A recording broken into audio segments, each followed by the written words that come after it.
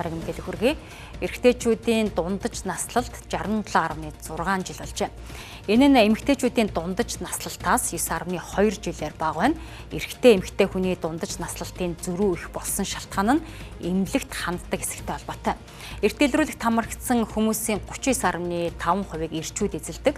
За энэхүү өөрийнхөө эрүүл мэндэд хойр хандаж эмнэлэгт бага ханддаг эрчүүдийн 98.9% нь ундаг машиндаа харин тогтмол анхаарч цаг тухайд нь үзлэг онцлогоонд хамруулдаг байна. Манай улсын нийт хүн амын 49.3%-ыг эрэгтэйчүүд эзэлдэг. Гэвч нас баралтаараа үйлдвэрлэлийн ослын улмаас нас барсан хүмүүсийн 85%, амиа орлолтын 81%, бусдын гарт нас барсан хүмүүсийн 79%, зам тээврийн ослын улмаас нас барсан хүмүүсийн 74%-ыг нь эрэгтэйчүүд эзэлж байна. Өөрөөр хэлбэл эрчүүд эрүүл мэндэд хойр хандаж эмнэлэгт бага ханддаг. Гэхдээ 98.9% нь ундаг машиндаа харин тогтмол анхаарч цаг тухайд нь үзлэг оншилгоонд хамруулдаг байна. Мөн машинд дуу чимээ орох төдийд засварт оруулдаг гэлээ. Техникийг чинь зөв эзэмшиж одоо тэгэл дуу шуу орох юм бол тэр дор нь янзалж байхгүй бол тэгэл наадлын одоо бид нар чинь тэтгэр ухтаа улс чинь эдийн засаг басгаар хэцүү шүү дээ. Тэгэхээр бага бага дээр нь янзлуулж ундаг да. За онцлогоонд машинаас цөөхөн баг шүү. За юу байнга л үйлчлэх шүү дээ. Болж өгвөл тэгэл нэг энд юм дуурхал юм болвол тэгэл аваад очиж шүү дээ. Гүй ер нь үзүүлдэггүй шүү дээ. Одоо тэгээд гайгүй зүгээр байгаа юм чинь л гэж бодвол яваад идэх шүү дээ. Мэдээж тэгээд нөгөө нэг хэр хүн болсон гэдэг дуутай машин унаад ахч бас ийгүү шүү дээ.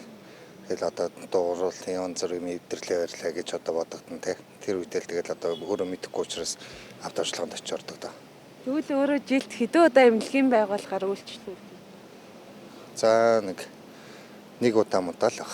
Ерөнхийд нь тэгнь дуу чимээ орохт нь үзүүлнэ, урьдчилсан үзэгт оруулна. Бас энэ чинь өвлийн бэлтгэлийн тэгээд хийн штэ. За энэ тэгээд толгой хувьд халуурах зур ийм хавар намрын ч юм уу улирлын томоо момоо гэдэг бол тэгээд эми сангаас юм аваад очсон штэ. Одоо тэр онцгонд орохынхаа өмнө зарууд байна штэ. Тухайн цаг үед нь дуу чимээ гараад очно. Эмнэлгийн байгууллага багшаах.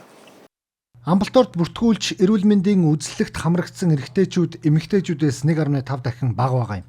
Урьдчилан сэргийлэх үзэлгээс өвчний завиур илрээгүй бол эмнэлэгт очиж үзүүлэх шаардлагагүй хэмээн үздэг нь өвчлөлийг хүндрүүлж хүн чатанд нь шилжих суурь болдог байна.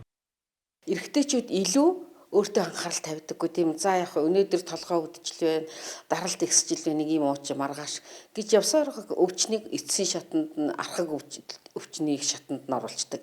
За зарим нэгэн хэсэг дээр бол хавдар гэж ярих чи хавдрын бүр эцсийн шатан дээр нь очиод одоо хаачих уу, ийшээ гарах уу гэдэг шал өөр вариант руу болчиход байна шүү. Тэгэхээр нөгөө өөртөө анхаарал тавиа гэдэг чинь нөгөө урьдчилан сэргийлээ гэдэг.